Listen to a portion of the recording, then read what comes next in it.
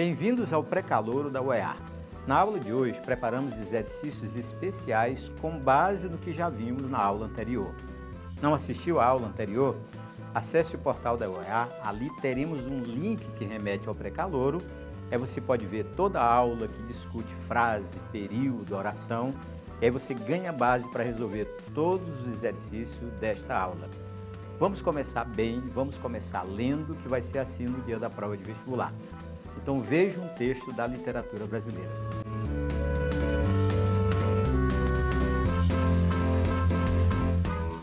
Quando o nosso cortador de grama quebrou, minha mulher ficava sempre me dando a entender que eu deveria consertá-lo. Mas eu sempre acabava tendo outra coisa para cuidar antes. O caminhão, o carro, a pesca, sempre alguma coisa mais importante para mim. Finalmente, ela pensou num jeito esperto de me convencer. Certo dia, ao chegar em casa, encontrei-a sentada na grama alta, ocupada em podá-la com uma tesourinha de costura. Eu olhei em silêncio por um tempo, me emocionei bastante e depois entrei em casa. Em alguns minutos eu voltei com uma escova de dente e lhe entreguei. Quando você terminar de cortar a grama, eu disse, você pode também varrer a calçada.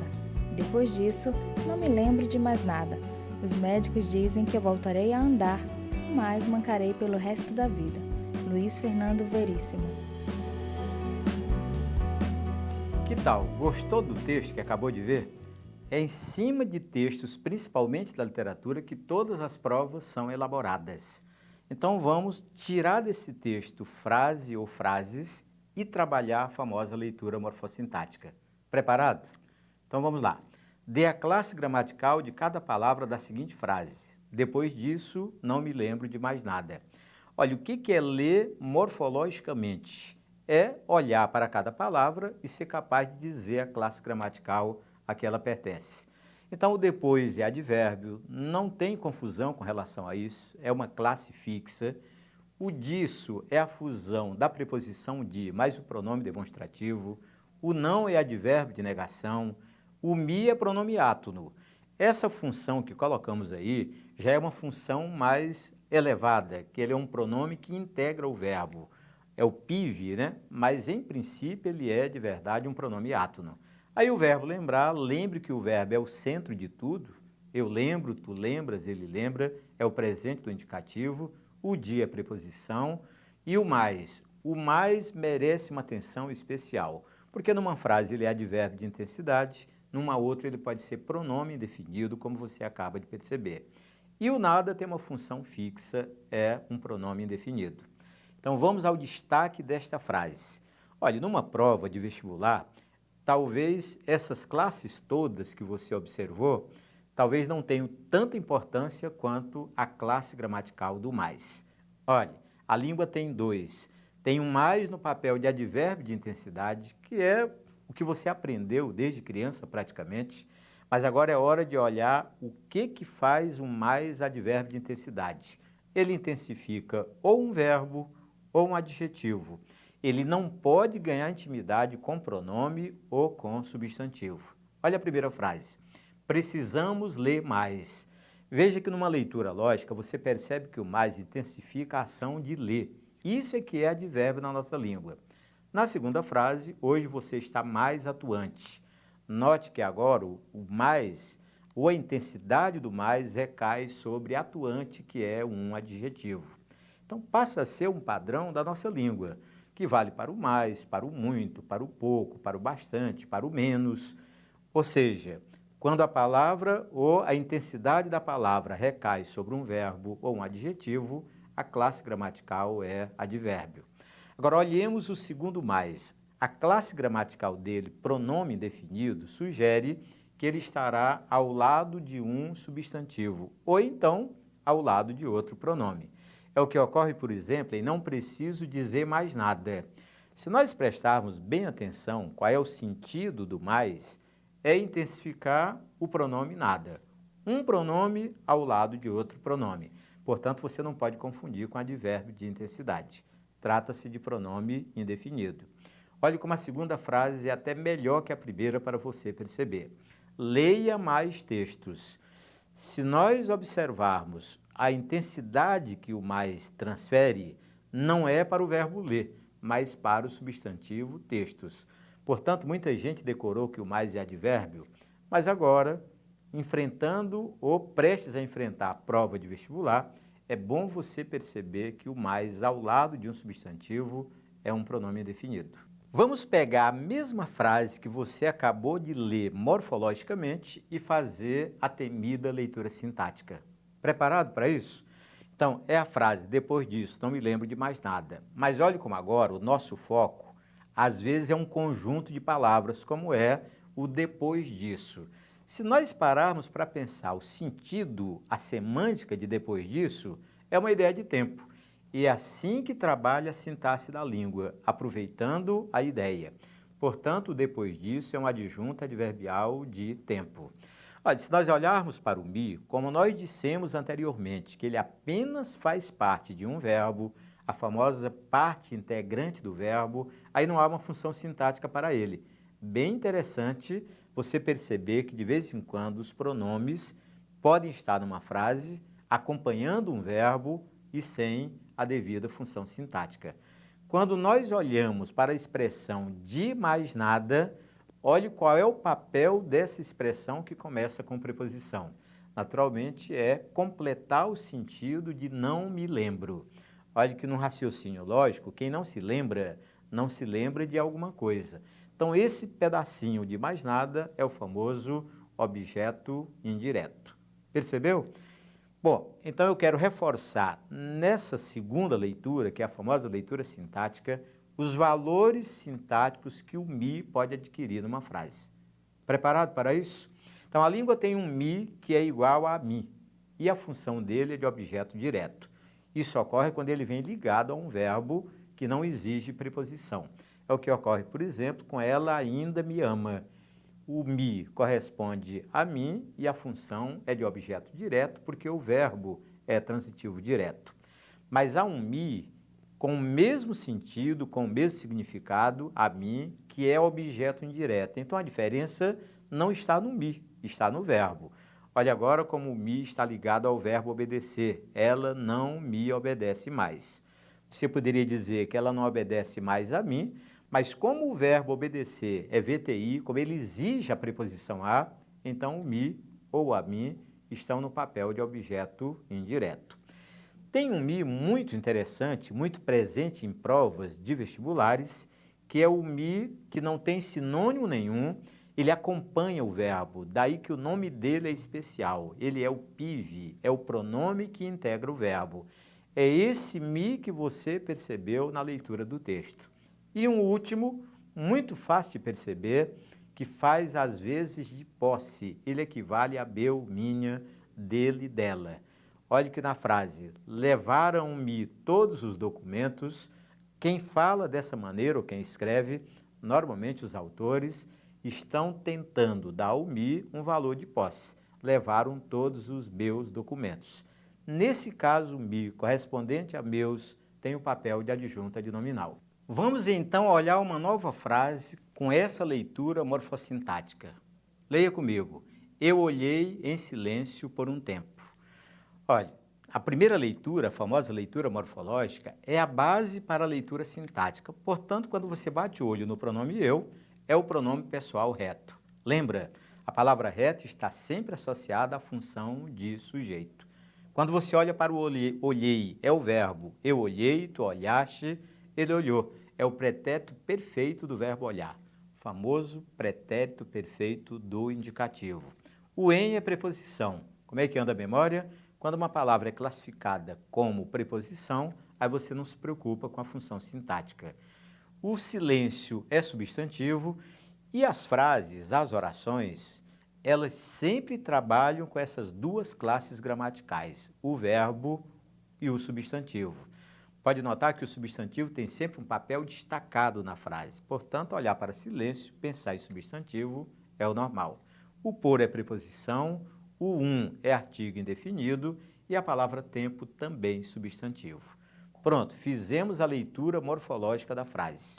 Alguma palavra especial? Olha, acredito que não, exceto você olhar para o pronome eu e entender que a palavra reto está associada à função de sujeito. Agora façamos o seguinte, vamos pegar a mesma frase, eu olhei em silêncio por um tempo, e façamos a leitura sintática. Veja como agora nós vamos pegar o pronome eu, que você já descobriu que é do caso reto, e dar a ele a função de sujeito simples. Percebeu? Então, a morfologia é a base para que você interprete sintaticamente a frase. Veja que agora não vamos pegar isoladamente o em, que é preposição, e silêncio, que é substantivo. Nós vamos pegar o conjunto em silêncio e chamar de adjunto adverbial de modo, porque é isso que a expressão em silêncio traz para a frase, a ideia de modo. E vamos pegar a expressão por um tempo, olha que são 3 palavras, o por preposição, o artigo e tempo substantivo, e vamos valorizar a ideia. Como a ideia é de tempo, naturalmente, adjunto adverbial de tempo. Percebeu como funciona a sintaxe? Não uma palavra de cada vez, mas às vezes o conjunto de palavras formando uma ideia, e a sintaxe trabalha em função da semântica ou da ideia. Preparado para ler morfologicamente mais uma frase do texto? Então siga comigo. Você pode também varrer a calçada. Olha, quando você bate o olho no você é o pronome de tratamento. O pode, veja que são 2 verbos, pode varrer. Essa lógica de um verbo depois do outro, você vai amadurecendo. O primeiro verbo é auxiliar e o outro verbo, naturalmente, é quem está no comando da frase. É o nome do verbo, é o infinitivo com a classificação de verbo principal. O também é advérbio. Está aí uma palavrinha muito cobrada em provas de língua portuguesa. Mas é uma palavra com classe gramatical fixa, é advérbio, pronto, né? O a é artigo definido, cuidado com o a, porque numa frase ele é artigo, na outra é preposição, e a palavra calçada é substantivo. Se você me perguntar dessas palavras da frase, o que tem nível de prova, o que pode ser escolhido ou escolhida para uma prova, eu acho que é a locução verbal. Preste bem atenção à sequência de 2 verbos, em que um é auxiliar e o outro é chamado de verbo principal. Agora vamos testar naquele modelo de leitura em que você tem que escolher uma letra. Preparado? Então, assinale a afirmativa incorreta sobre a frase da questão anterior. Então, você leu, você pode também varrer a calçada, e agora vai eleger uma letra que tenha, uma letra que não tenha coerência, que seja incorreta naturalmente. Então, diz, a frase contém locução verbal. Você acabou de perceber comigo que sim. Veja como essas questões são elaboradas partindo do princípio de que você não tropeça na leitura morfológica. Na letra B diz, trata-se de período simples, oração absoluta. Olha, por isso que eu chamei a atenção sobre a locução verbal. Apesar de 2 verbos, como um é auxiliar e o outro é principal, nós temos período simples, sim, oração absoluta. Letra C, trata-se de período composto, 2 orações. Esse tropeço só ocorre quando você lê mal a locução verbal. Olha que aquela teoria de que cada oração contém apenas um verbo é só teoria, porque se você tem locução verbal, você conta apenas o verbo principal. Pronto, olha, como você tem base, e principalmente base morfológica, você acabou de ler a letra incorreta. Mas vamos olhar a letra D, que o monossílabo A é adjunta de nominal. Lembra? Na primeira aula eu garanti para você, e é uma garantia para todas as aulas. Lê o artigo, você tem automaticamente a função de adjunta de nominal.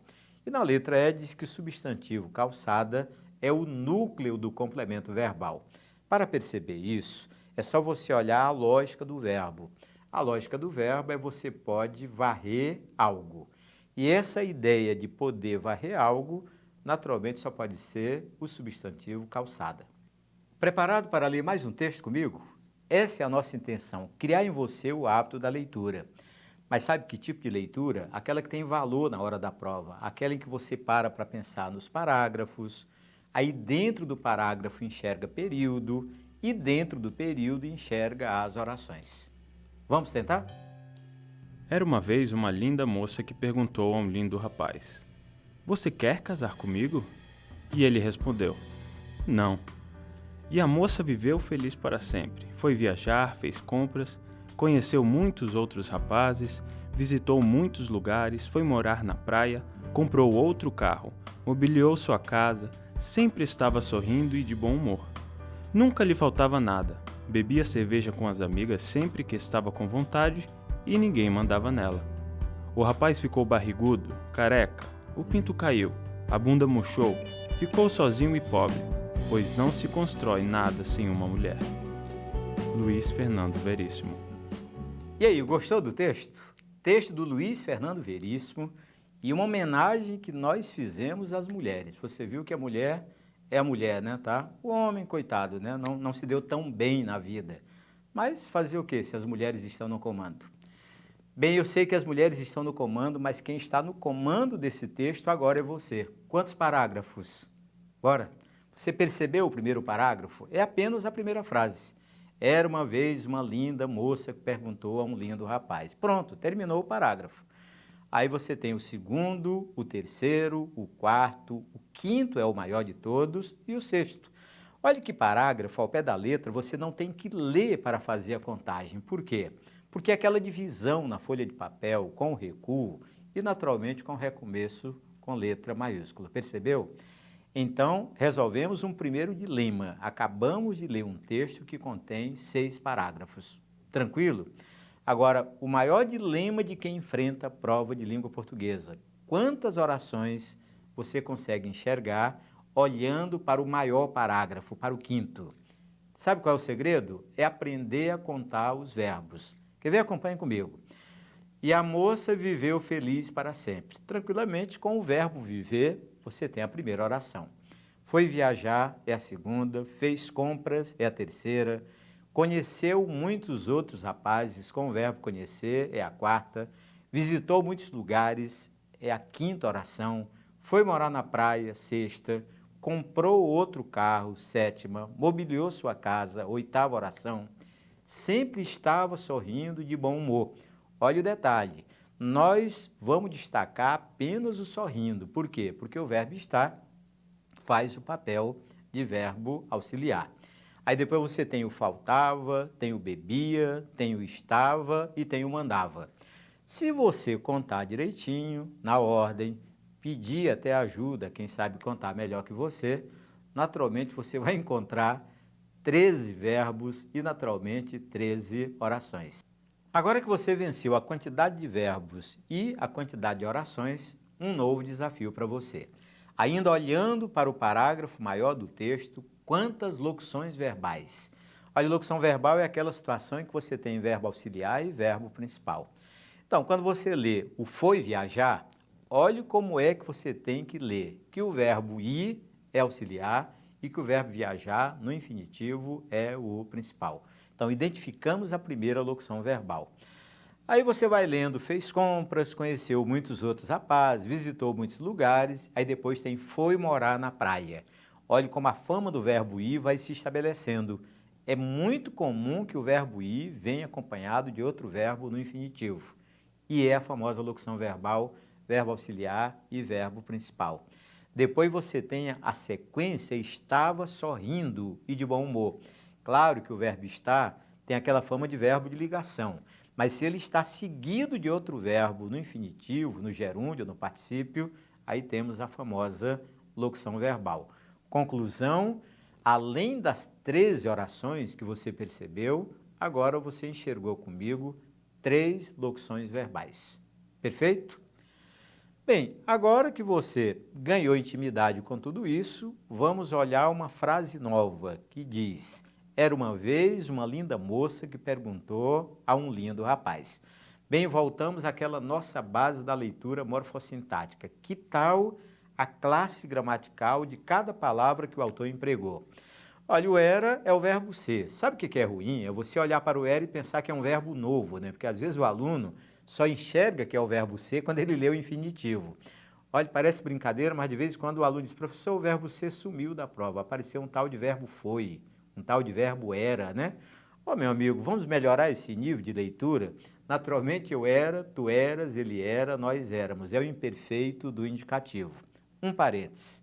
Qual é o pior verbo da nossa língua para você ler, para interpretar, para conjugar? Naturalmente, é o verbo ser.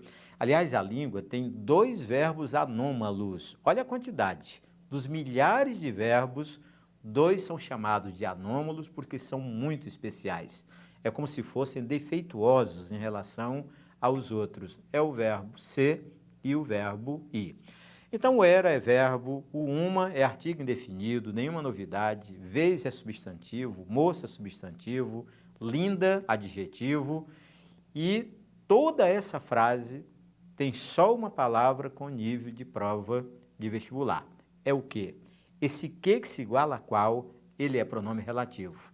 Então, a partícula que e a partícula se são 2 com as quais você vai lidar o tempo inteiro. Aí tem perguntou, que é o verbo, né, pretérito perfeito indicativo, né, o passado. O a é uma preposição, você já descobriu que não tem função sintática, e a palavra rapaz é um substantivo. Portanto, em destaque para você, o emprego do que? É norma, não muda, sempre foi assim. Leu um que e deu conta de trocá-lo pelas expressões o qual, a qual, os quais ou as quais, você está diante de um pronome relativo. Essa é a classe gramatical da partícula que, mas é muito comum que eles cobrem a oração que começa com a partícula que. E olha uma coisa fixa, se é igual a qual, o nome da oração é subordinada adjetiva. Olha que as orações subordinadas podem ser substantivas, adjetivas e adverbiais. Por meio do que, você já vai ganhando intimidade com a oração subordinada adjetiva. E ele representa um substantivo ou um pronome que está antes. Vamos repisar. São 3 características físicas. É o nome dele, pronome relativo, é o nome da oração subordinada adjetiva e o valor que ele tem, que é de representar um substantivo ou outro pronome antecedente. Tanto é que algumas provas cobram um nome técnico bem interessante chamado pronome de valor anafórico. Grave a palavra. Ter valor anafórico é representar aquilo que está antes. E o antônimo é catafórico, representa aquilo que vem depois.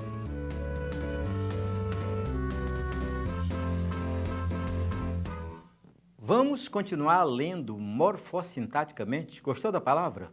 Morfologia mais sintaxe e agora com sufixo mente acabamos de criar um advérbio. Aliás, começar dizendo para você, sempre que você quiser inventar um advérbio, se você puder acrescentar o sufixo mente, pronto, inventou. Bem, a proposta é, dê a função sintática das palavras ou expressões retiradas da seguinte frase. Era uma vez uma linda moça que perguntou a um lindo rapaz. Olha, agora nós vamos fazer aquela leitura com um grupo de palavras. Quando você lê uma linda moça, naturalmente você está lendo um conjunto de palavras que tem uma no papel de artigo, linda no papel de adjetivo e tem moça no papel de substantivo. Mas o conjunto todo funciona como sujeito da frase. Percebeu? A sintaxe da língua, ela se vale do conjunto de palavras e, naturalmente, da inter-relação entre elas. Então, linda, se você isolar, é uma adjunta de nominal. O uma, se você isolar, também é adjunta de nominal. A palavra moça é o núcleo do substantivo, portanto, você tem aí o substantivo no comando das outras palavras, daí o nome de sintaxe, essa relação harmônica entre elas. A expressão uma vez sugere tempo. Lembra? Ó, quando você era uma vez uma linda moça, claro que a expressão era uma vez, naturalmente, 3 palavras em sequência para sugerir a ideia de tempo. Claro que o era participa do processo, mas o verdadeiro adjunto adverbial é uma vez, adjunto adverbial de tempo. Há um lindo rapaz, note que começa com preposição. É a ideia de dizer algo a alguém. Portanto, você tem um objeto indireto. E a palavra rapaz é o núcleo desse objeto indireto. Percebeu?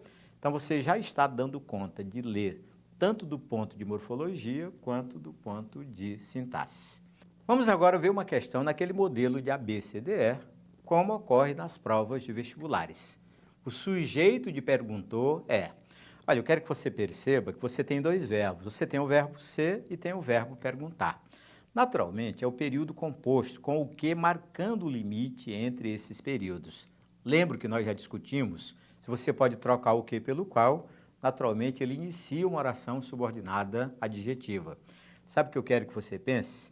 É que a expressão uma linda moça está ligada ao verbo ser. Portanto, você não pode transferi-la para o verbo perguntar. Mas sabe quem representa uma linda moça? É o quê? Por isso que ele é problemático e interessante para você começar a discutir. Então, o sujeito de perguntor, que lendo parece que é uma linda moça, na verdade é a partícula que.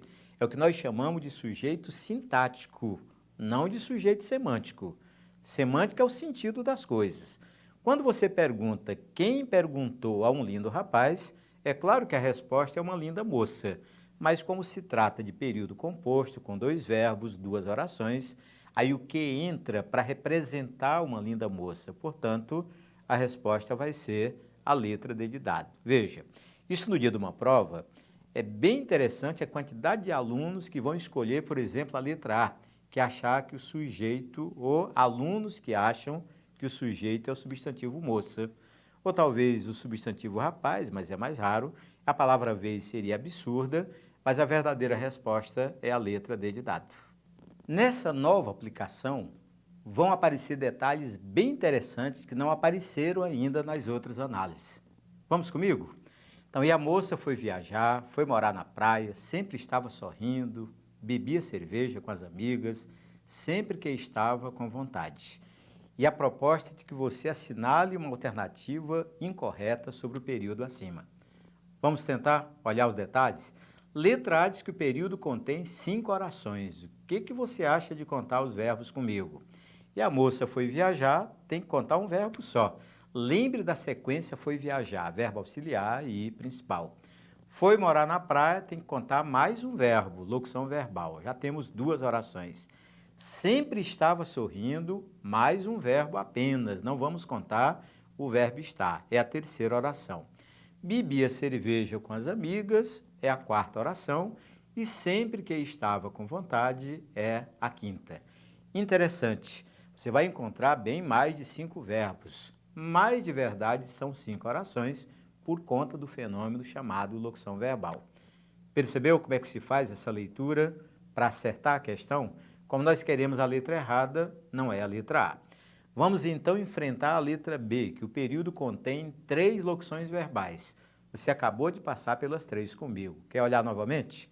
Foi viajar, depois foi morar na praia e a 3ª sempre estava sorrindo. Interessante que você vai amadurecendo a ideia de verbos auxiliares. Olhe como o verbo ir é bem tradicional nesse papel e o verbo estar também. Na letra C, que os verbos viajar, morar e sorrir são intransitivos. Olha uma palavrinha para você começar a compreender. Um verbo é chamado de intransitivo quando não vem acompanhado de complemento. E a língua só tem 2 complementos verbais, o objeto direto, sem preposição, e o objeto indireto com preposição.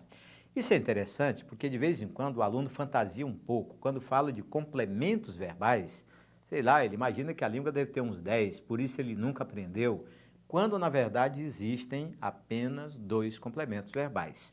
Então assim nós descartamos também a letra C. A letra D diz que a expressão com as amigas é um adjunto adverbial. Olha, quando você lê bebia cerveja com as amigas, olhe como quem manda na língua portuguesa é a semântica, é a ideia. Portanto, eu entendo que ela bebia cerveja em companhia das amigas.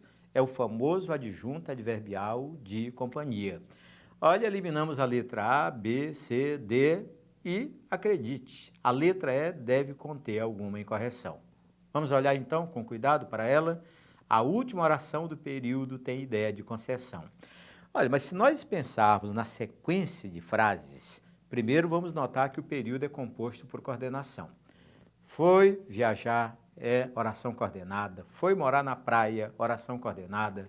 Sempre estava sorrindo, oração coordenada. Bebia cerveja com as amigas, oração coordenada. E depois, sempre que estava com vontade, naturalmente, oração coordenada. Então, Como é que você pensa numa ideia de concessão, que é uma ideia de oposição, quando na verdade o período todo é composto por coordenação? Só para você ter uma ideia de como isso funciona, quando uma oração traz para a frase a ideia de concessão, o período tem a famosa subordinação.